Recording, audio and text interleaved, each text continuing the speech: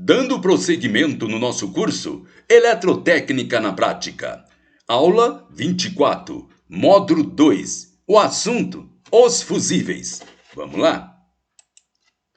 Se não houver um meio de interromper a forte corrente que ocorre em caso de curto-circuito, a instalação elétrica poderá ficar danificada, isso sem falar no perigo de incêndio. Uma maneira de proteger uma instalação elétrica é através dos fusíveis. Se uma corrente excessiva produz calor quando passa por certos materiais, por que não usar esse fator para proteger a instalação em caso de perigo? Um fusível faz justamente isso. Nele temos um elemento que oferece uma certa resistência à passagem da corrente, mas ainda assim incapaz de afetar a alimentação que uma instalação precisa em funcionamento normal. Se a corrente na instalação aumenta e ultrapassa o valor que se considera normal, o primeiro a sentir os efeitos é o fusível, que queima e com isso o circuito é aberto, ou seja, a corrente é imediatamente interrompida. Como o fusível queima com uma corrente muito menor do que aquela que os fios suportam, a instalação ela não chega a sofrer nenhum dano.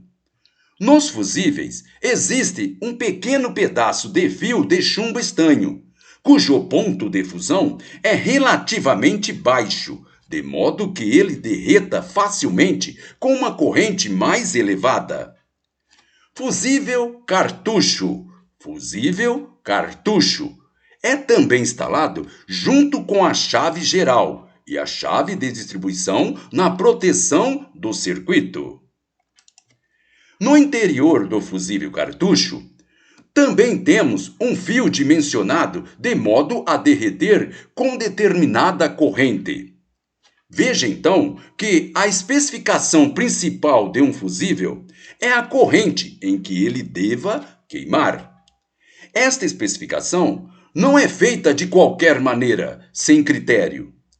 A corrente de um fusível numa instalação depende do que ela deve alimentar, ou seja, do número de lâmpadas, tomadas e dispositivos existentes que determinarão também a espessura do fio usado.